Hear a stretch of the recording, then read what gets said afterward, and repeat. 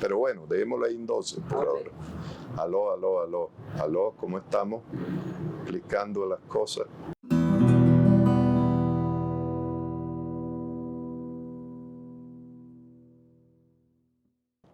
Hoy en día, lo más importante es que todas las personas tengan todos los derechos humanos. Eso fue lo que dijo la ONU en su declaración de 1948, cuando se preguntó por las causas de la Segunda Guerra Mundial. Se preguntó por qué no hubo paz, por qué no hubo justicia, y la gran conclusión era que no todas las personas, no todos los seres humanos tenían la totalidad de los derechos humanos. Y eso fue lo que ocasionó que perecieran 70 millones de seres humanos, que hubo una violación masiva de derechos humanos, miles, millones de personas fueron mutiladas, perdieron sus viviendas, perdieron sus trabajos, su integridad personal.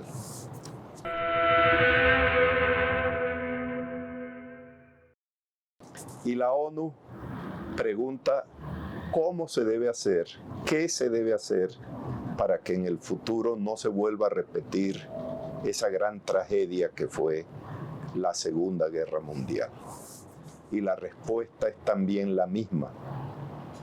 Solo se podrá lograr la paz, la justicia, la hermandad entre los hombres, entre las personas, entre los seres humanos, si todas las personas, si todos los seres humanos tienen la totalidad de sus derechos humanos.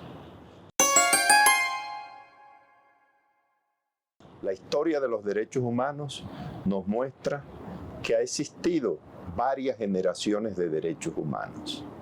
A raíz de las revoluciones burguesas, y cuando decimos revoluciones burguesas nos estamos refiriendo a la Revolución Francesa, a la Revolución Inglesa y a la Revolución Americana, que fueron las que hicieron posible el tránsito de la sociedad feudal a la sociedad liberal, a la sociedad capitalista.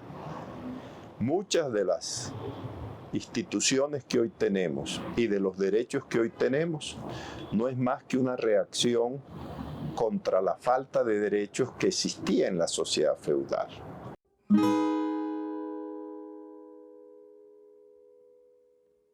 En la sociedad feudal, los campesinos no eran libres. En la sociedad feudal, las personas no podían escoger su profesión u oficio.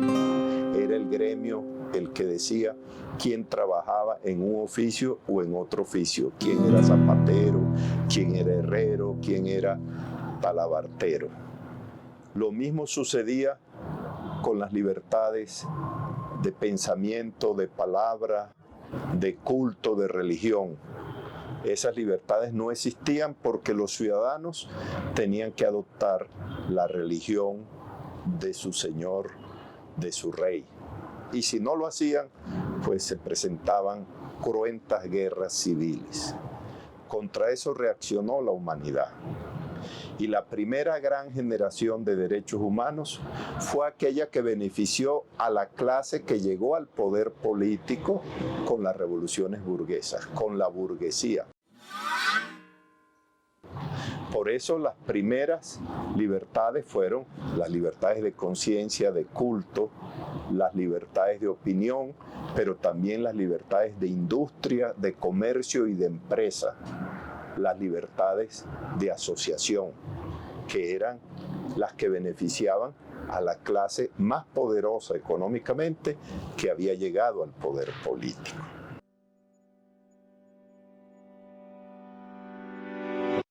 Pero esas revoluciones burguesas, que a su vez eran hijas de la revolución industrial, que hizo el tránsito de la manufactura a la gran industria y donde los dueños de la industria, que se adueñaron de los medios de producción, lograron ellos consagrar primero sus libertades. También ese tránsito de la sociedad feudal a la sociedad capitalista, de la revolución industrial, creó una nueva clase, la clase obrera, la clase trabajadora, que no tenía sino su capacidad de trabajo para alquilársela a los dueños de las fábricas. Esa clase logra una conciencia de clase más tarde y comienza a luchar por los derechos que no encontraba en la sociedad porque era más débil económicamente. Los trabajadores no habían tenido el derecho a la educación, pero querían que sus hijos se educaran y por eso exigieron la educación pública. Los trabajadores no podían pagar hospitales privados, clínicas privadas, entonces exigieron del Estado la salud pública, los hospitales públicos.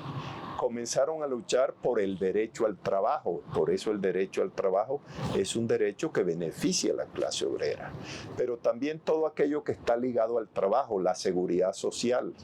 Si el trabajador trabaja toda su vida, quiere al final de su vida tener una pensión que le ayude para el resto de su vida. El trabajador quiere también que cuando se enferma tenga un seguro de protección de enfermedad. Quiere también que si recibe, por ejemplo, un accidente en su trabajo, haya una protección para esos accidentes de trabajo. Y quiere que mientras consigue otro trabajo, haya un seguro contra el desempleo. Entonces, el derecho de asociación sindical, la seguridad social, la educación pública, el derecho a la salud pública, fueron derechos que surgen para beneficiar a la clase más marginada de la sociedad y es la segunda gran oleada de derechos humanos. Después aparece otra categoría de derechos que ya no pregunta a qué clase social pertenece uno, sino que afecta por igual a ambas clases sociales.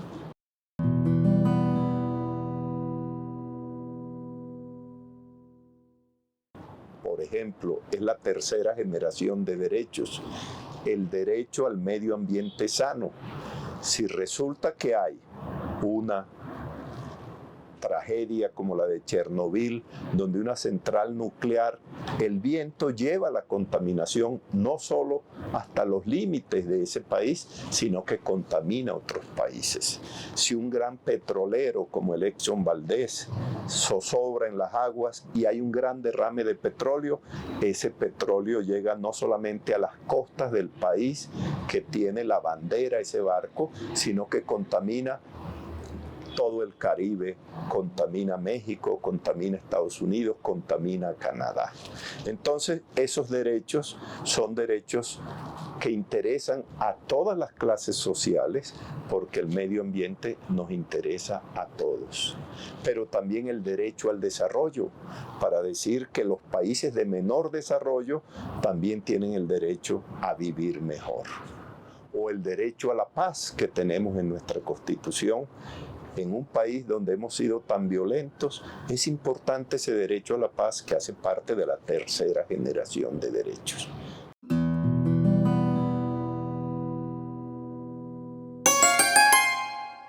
Y modernamente se habla de otra generación de derechos, una cuarta generación de derechos que tiene que ver con la generación que podemos denominar tecnológica, donde el mismo Internet, la misma inteligencia artificial, todo ese desarrollo tecnológico es una cuarta generación de derechos humanos que volvemos a decir como la ONU, tienen que estar al servicio y tienen que estar al alcance de todas las personas, de todos los seres humanos.